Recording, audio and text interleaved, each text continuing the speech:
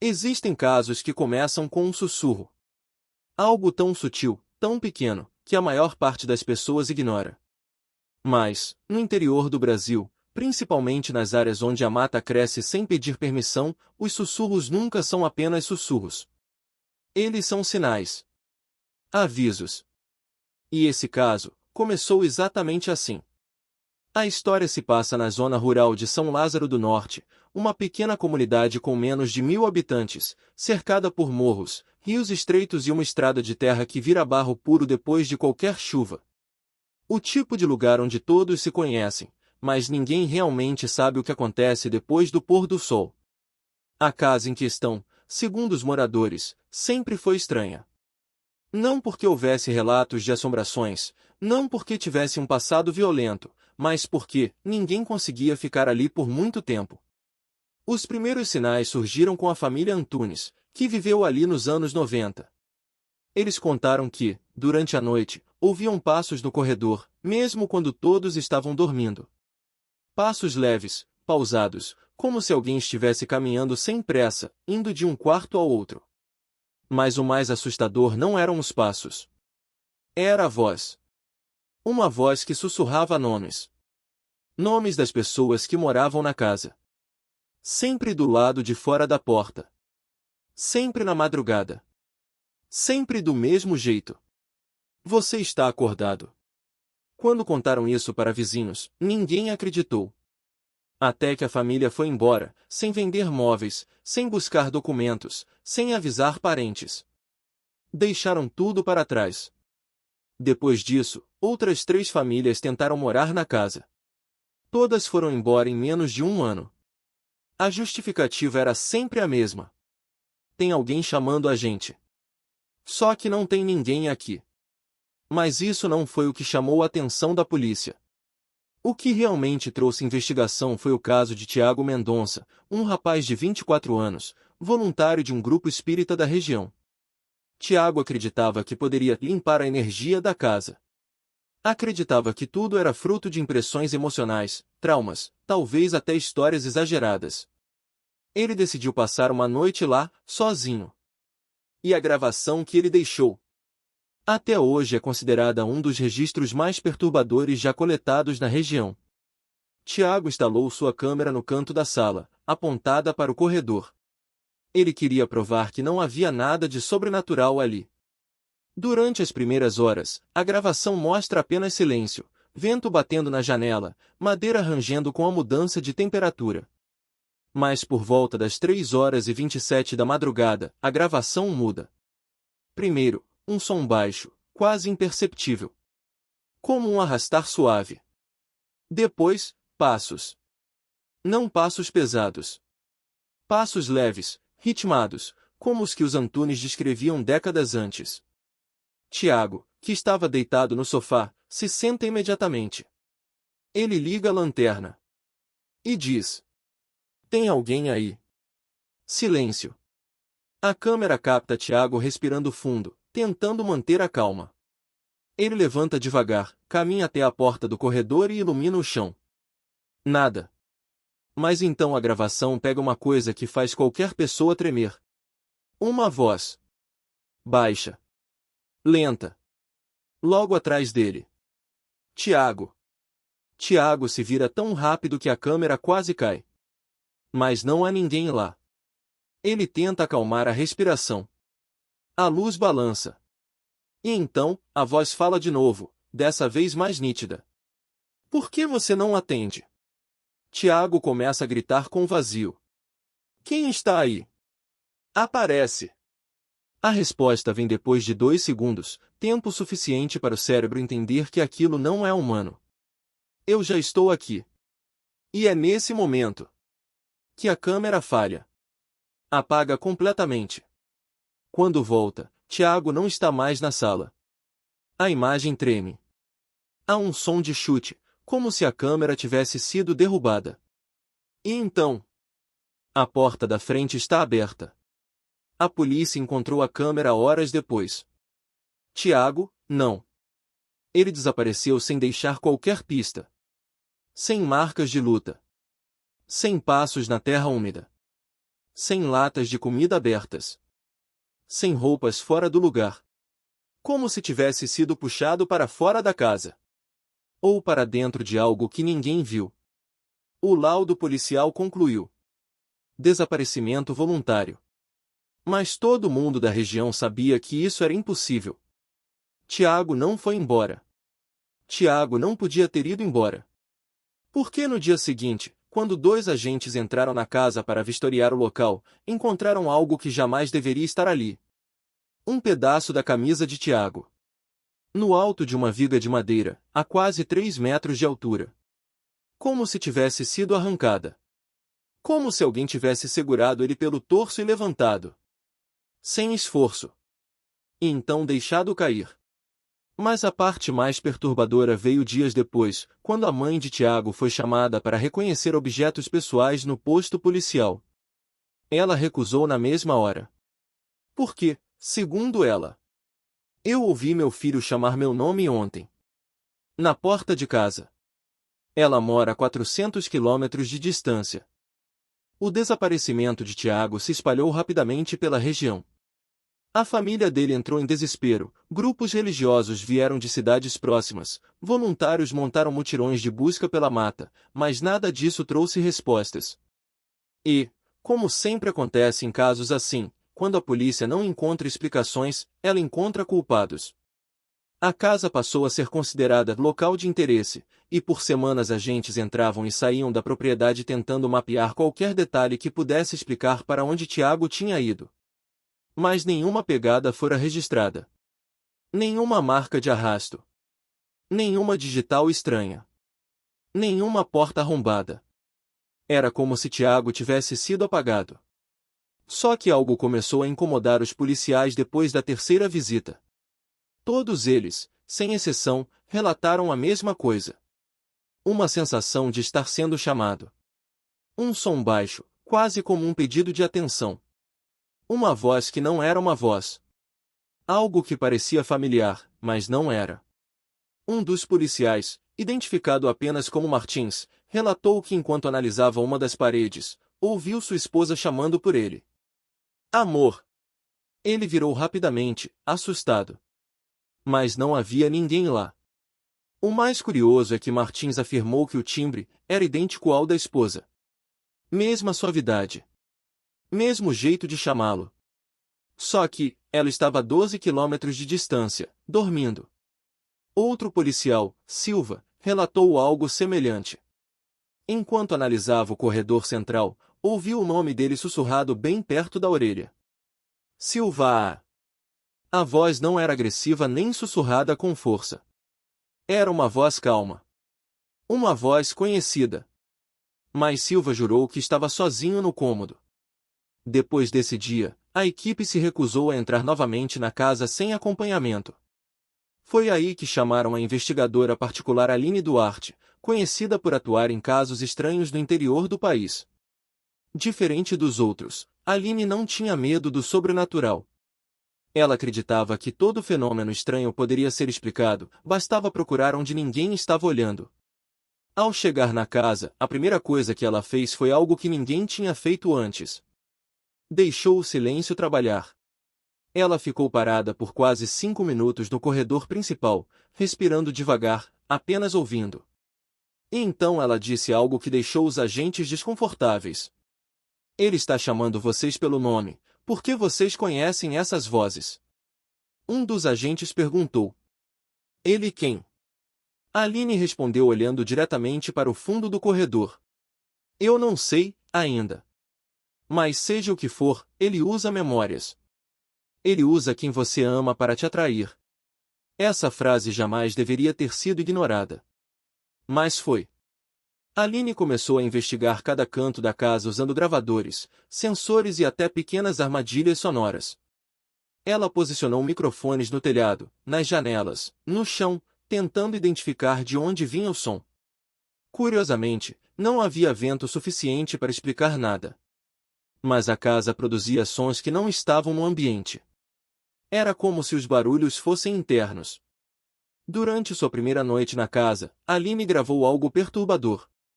Por volta de 2h49 da madrugada, o microfone captou uma voz feminina chamando: Tiago. Tiago. Mas o que deixou Aline arrepiada não foi o nome. Foi o timbre. Aquela voz era da mãe de Tiago. Aline imediatamente foi verificar seu telefone. Nenhuma ligação. Nenhuma mensagem. Nada que indicasse que a mãe dele havia tentado o contato. Ainda assim, a voz continuava chamando. Vem cá, meu filho. Vem cá. E então, um som forte ecoou no corredor, um impacto, como se algo tivesse caído no chão. Aline correu para lá e encontrou uma das portas batendo levemente, como se alguém tivesse acabado de passar por ela. Ela chamou. Se estiver aqui, apareça. Silêncio. E então, a voz que ela ouviu na sala, respondeu atrás dela. Estou aqui. Aline se virou tão rápido que o microfone caiu. Mas não havia ninguém lá. A gravação capta apenas a respiração acelerada dela, e uma frase dita com a voz trêmula. Isso não é eco.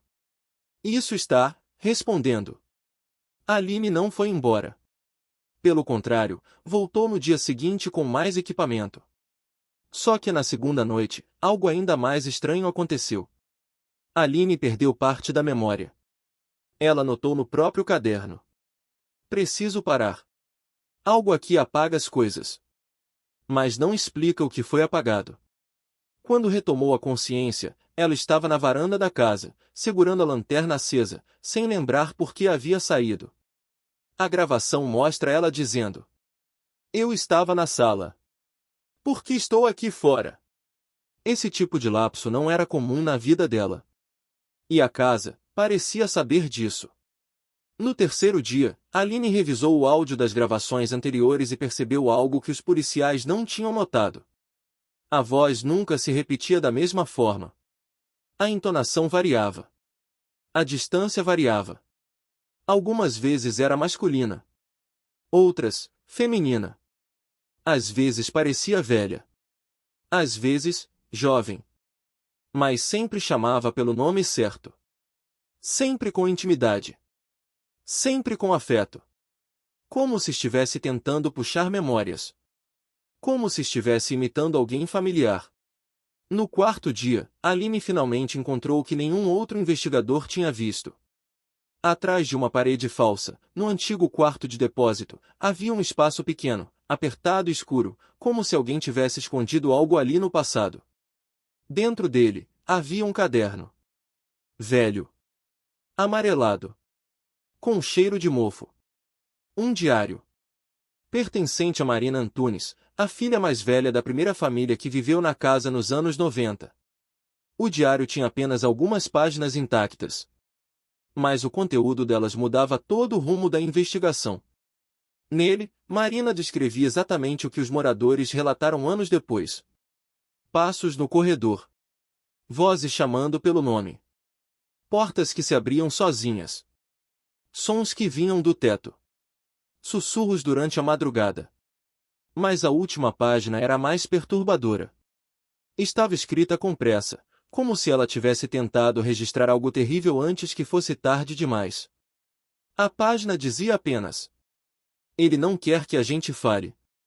Ele não quer que a gente saia. Ele quer companhia.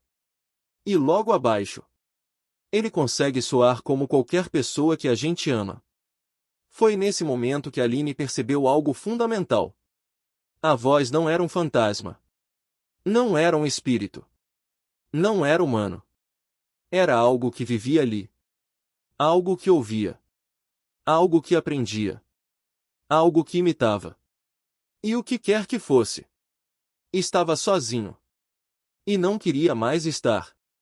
Depois de encontrar o diário de Marina Antunes, Aline começou a perceber um padrão, e esse padrão era muito mais inteligente do que qualquer lenda ou relato de assombração típico do interior.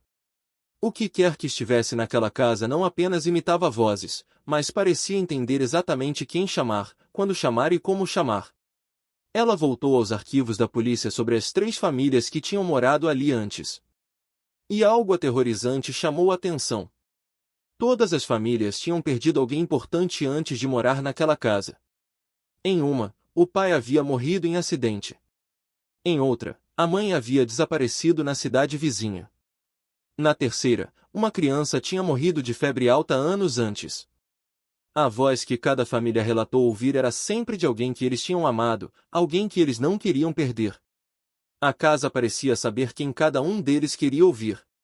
Era como se estivesse se alimentando disso. Quando Aline percebeu isso, sua respiração ficou pesada. Era tarde demais para sair naquele momento, o sol já tinha baixado, e a casa parecia mais viva à noite. Ela montou suas câmeras, colocou o diário na mesa e escreveu em seu caderno. Se ele imita vozes, ele imita memórias. Se imita memórias, ele escuta pensamentos. Nesse instante, como se fosse uma resposta imediata, o gravador ligado na sala captou algo que fez cada fio do corpo dela arrepiar. Aline.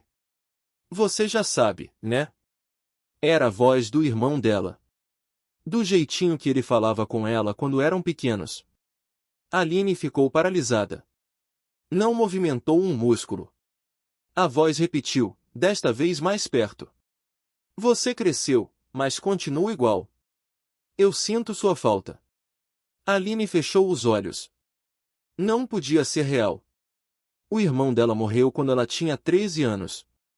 Mas o som era perfeito. Perfeito demais. Ela abriu os olhos devagar e viu, pela fresta da porta do corredor, uma sombra se movendo. Não caminhava como uma pessoa normal. Era como se escorregasse pelo chão. Aline apontou a lanterna. Nada. A luz bateu na parede vazia. Mas o gravador continuou. Vem comigo, Aline. Eu estou te esperando há tanto tempo. A investigadora deu 2 passos para trás, apavorada. Ela nunca havia contado a ninguém que o irmão falecido era a pessoa que ela mais escutaria, se pudesse. Nunca tinha dito isso em entrevista, em conversa, em lugar nenhum. Mas a coisa na casa sabia. Ela desligou a lanterna por um instante, tremendo. E então ouviu a porta do depósito rangendo. Bem devagar. Como se alguém tivesse colocado a mão nela e empurrado só o suficiente para chamar a atenção. Aline tentou manter a voz firme. Se você é uma coisa real, apareça. E então, a voz respondeu, não mais como irmão, mas como ela mesma. A própria voz da Aline. Calma. Igual. Eu já apareci. Foi nesse momento que Aline entendeu. Não era uma entidade comum. Não era alguém morto. Não era um espírito preso. Era um imitador. Um manipulador. Um parasita de memória. E o que era pior? Ele aprendia rápido. O corredor ficou mais escuro. As câmeras piscavam. O microfone falhava. E então a voz, agora vindo de vários lados ao mesmo tempo, começou a rir. Não uma risada humana. Uma risada errada. Aline tropeçou, caiu no chão, e ao olhar para o teto, viu algo que a paralisou completamente. Marcas. Arranhões. Por toda a madeira. Como se alguém tivesse sido arrastado para cima. Ou tentado subir desesperadamente para escapar. E entre as marcas, em um ponto mais escuro, palavras riscadas. Não saia.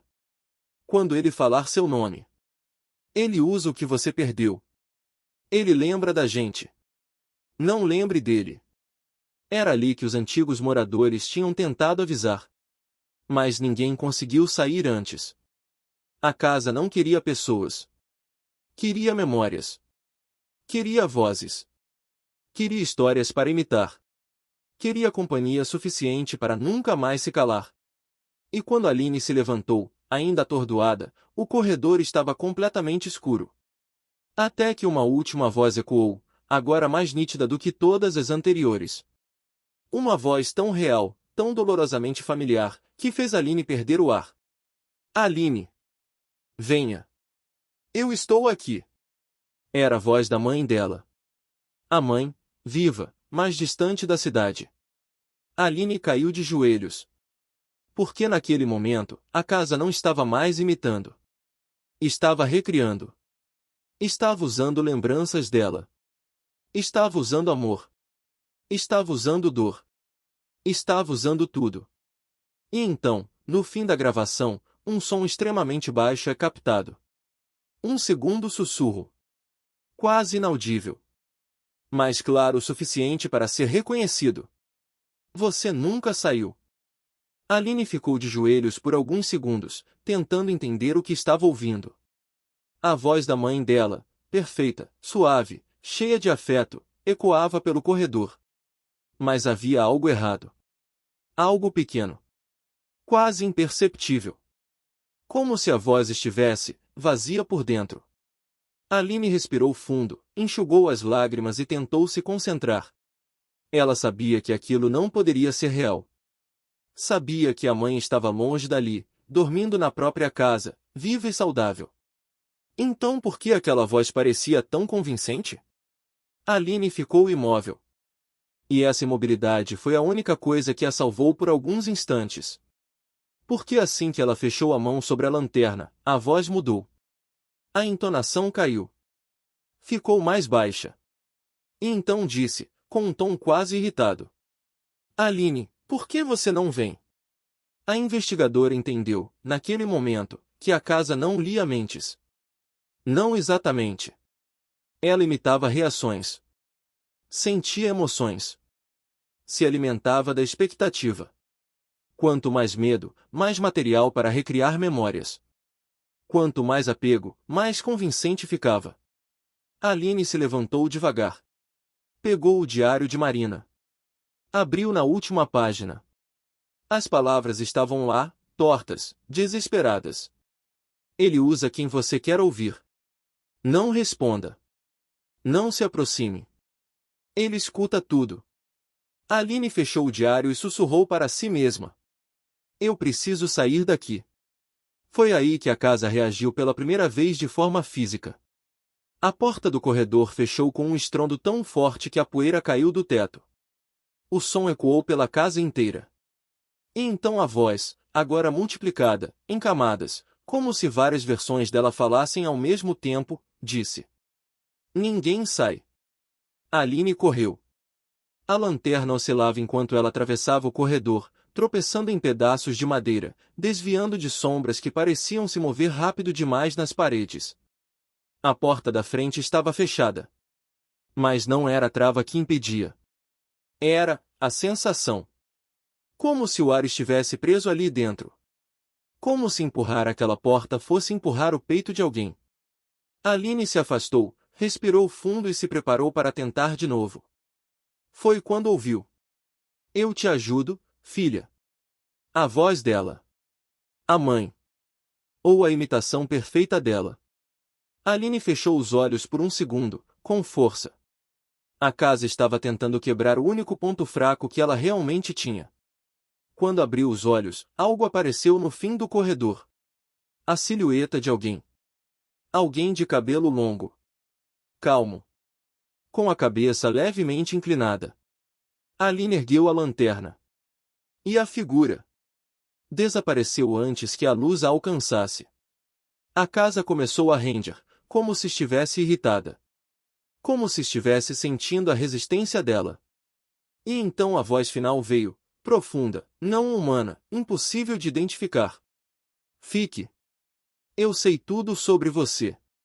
Aline correu até a porta, colocou todo o peso do corpo e empurrou com força. A madeira cedeu. Uma lasca se quebrou. Ela empurrou mais. Até que a porta abriu de repente. E Aline despencou para fora, rolando pela varanda, caindo na terra úmida. O ar lá fora era diferente. Frio. Limpo. Real. A casa ficou silenciosa atrás dela. Silenciosa demais. Como se estivesse aguardando. Como se soubesse que ela voltaria. Mas Aline não voltou. Ela correu sem olhar para trás. E quando chegou até os policiais que estavam aguardando na estrada, desabou no chão, chorando, repetindo a mesma frase. Ele não imita só vozes. Ele imita o que você perde. Os agentes entraram na casa no dia seguinte. E tudo estava intacto. A porta aberta. A mesa no lugar. Câmeras desligadas. O diário, sumido. Mas o mais assustador foi o seguinte. Na parede da sala, escrito com carvão, alguém havia deixado uma frase nova. Frase que não estava lá antes. Frase que nenhum agente reconhecia. Frase escrita com letra firme, letra que parecia ser da própria Aline. Ele usa memórias. Não pense nele. Não fale dele. Não lembre dele. O relatório oficial classificou o caso como evento psicológico dissociativo coletivo. Mas Aline sabe a verdade. Sabe do que ouviu. Sabe do que viu. Sabe que aquela casa não está abandonada. Ela está acordada. Está sempre ouvindo. Sempre imitando. Sempre chamando alguém pelo nome. E algumas noites, Aline jura que quando está sozinha, em silêncio, arrumando sua mesa de trabalho, escuta sussurros vindo de algum canto da casa, muito longe do interior onde tudo aconteceu. Vozes que dizem: Aline, você lembra de mim? Ela nunca responde. Porque ela sabe. Quanto mais você lembra daquela casa, mais ela lembra de você. Se essa história te deixou arrepiado ou com aquela sensação de que algo está errado, deixa um comentário aqui embaixo. Quero saber qual parte te deixou mais inquieto. Curta o vídeo, isso ajuda muito o canal a continuar trazendo casos reais, lendas do interior e histórias que você não vai encontrar em nenhum outro lugar. Se inscreva no Arquivos do Interior Sombrio. Porque ainda existem muitas casas, muitas vozes e muitos lugares no Brasil que ninguém deveria visitar, mas que a gente vai contar mesmo assim.